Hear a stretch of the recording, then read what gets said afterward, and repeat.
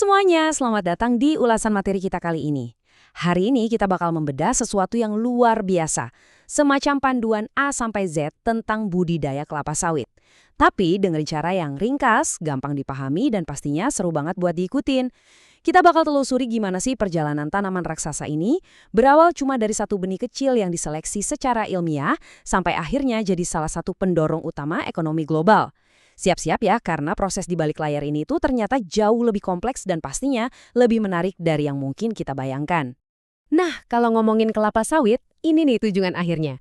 Panen tandan buah segar, atau biasa kita sebut TBS, yang melimpah ruah dan punya kualitas super. Coba dibayangin, minyak dari buah inilah yang diam-diam menggerakkan kehidupan kita sehari-hari, mulai dari minyak goreng di dapur, sampai berbagai produk industri di seluruh dunia.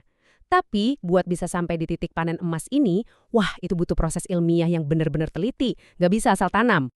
Biar lebih gampang, kita udah nyiapin peta jalan buat hari ini.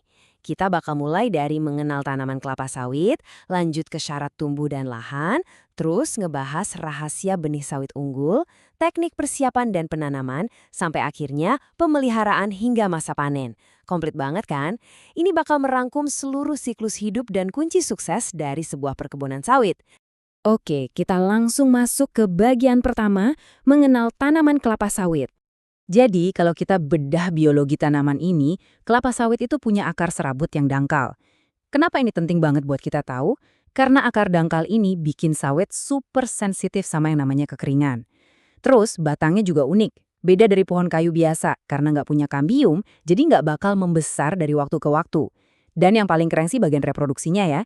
Dari satu jenis buah yang sama, kita bisa dapat crude palm oil dari daging buahnya dan palm kernel oil dari inti bijinya. Bayangin, dua komoditas bernilai tinggi sekaligus dari satu buah kecil. Tapi, ada satu angka yang harus banget kita ingat, 25 tahun. Yap, ini adalah umur ekonomi standar dari satu pohon kelapa sawit. Artinya apa? Kalau kita bikin kesalahan kecil aja di awal masa tanam, dampaknya bakal terus kerasa selama 2,5 dekade ke depan. Makanya, pengambilan keputusan di tahap-tahap awal budidaya itu benar-benar harga mati kalau mau kebun kita sukses jangka panjang. Masuk ke bagian kedua, syarat tumbuh dan lahan. Mengingat tanaman ini bakal nemenin kita sampai 25 tahun, pastinya dia butuh lingkungan yang benar-benar spesifik dong. Di dunia agronomi, kita sering nyebutnya dengan istilah edafik, yang gampangnya sih merujuk ke faktor tanah dan iklim. Jujur aja, kelapa sawit ini agak manja soal tempat tinggal.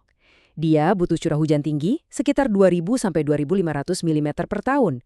Suhunya juga harus hangat, di kisaran 29 sampai 30 derajat Celcius, plus butuh mandi sinar matahari 5 sampai 7 jam tiap hari tanpa putus.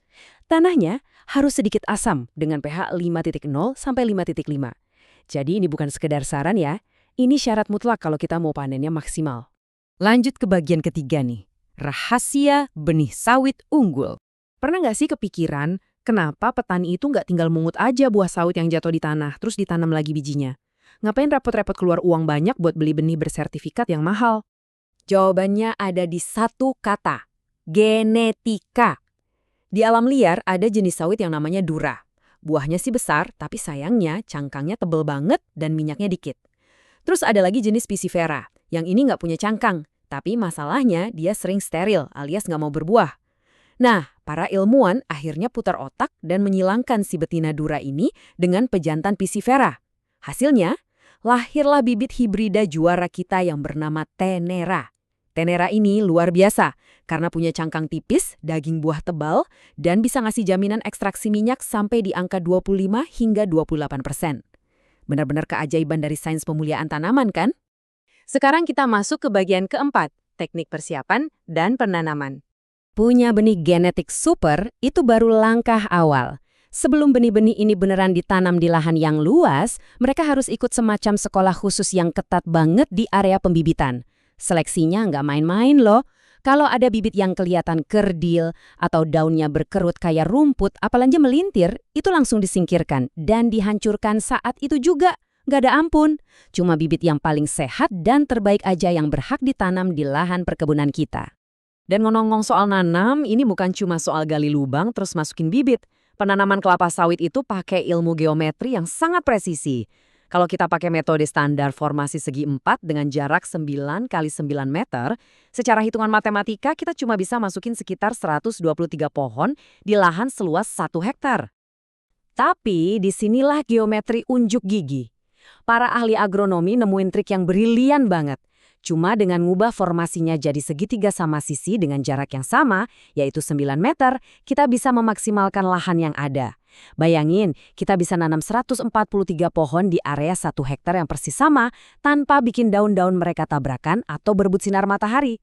Ini benar-benar ngasih lonjakan produktivitas yang masif banget buat kebun kita. Kita sampai di bagian kelima, pemeliharaan hingga masa panen.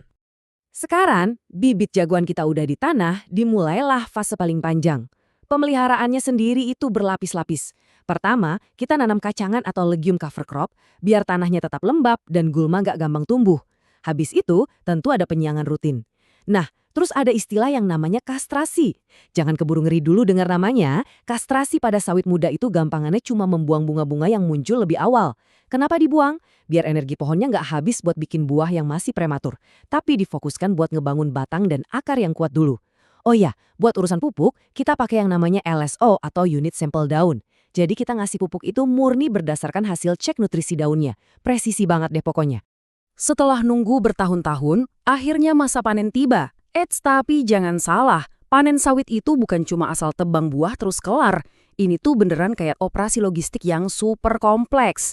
Kita harus pinter-pinter nyesuain tingkat kematangan buahnya. Kalau dipanen ketuaan dikit aja, kadar asam lemak bebas atau FFA-nya bisa langsung melonjak tajam dan ngerusak kualitas minyaknya. Kalau terlalu mentah, minyaknya dikit banget. Belum lagi buah yang udah dipotong itu berpacu sama waktu.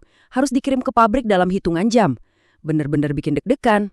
Singkat cerita, setelah 25 tahun penuh dedikasi ngasih minyak buat dunia, produktivitas pohon-pohon ini perlahan bakal menurun. Mereka juga tumbuh terlalu tinggi buat dipanen. Akhirnya, siklus ini ditutup lewat fase replanting atau peremajaan. Dan yang luar biasa, pohon-pohon raksasa ini nggak dibakar sama sekali loh. Kita pakai metode zero burning. Jadi batang pohonnya ditumbangkan, dicacah kecil-kecil, dan dibiarkan membusuk secara alami buat jadi pupuk organik yang balikin nutrisi ke tanah. Dan dari situ, perjalanan spektakuler yang baru kembali dimulai lagi dari sebutir benih kecil. Nah, semua ini ngebawa kita ke satu pertanyaan terakhir buat dipikirin bareng-bareng. Setelah ngelihat sendiri gimana dedikasinya, ketelitian matematisnya, rahasia genetik hibridanya, dan kesabaran puluhan tahun dari para petaninya, menurut kalian, gimana sih pemahaman soal sains presisi dan komitmen jangka panjang ini ngebentuk masa depan pertanian berkelanjutan kita? Apalagi buat komoditas global yang hampir tiap hari kita nikmati. Pastinya ini ngerubah cara pandang kita banget soal kelapa sawit kan? Oke, makasih banyak udah nemenin bahas materi yang seru ini. Semoga ulasan kali ini ngasih insight baru buat kalian. Dan sampai jumpa di pembahasan selanjutnya.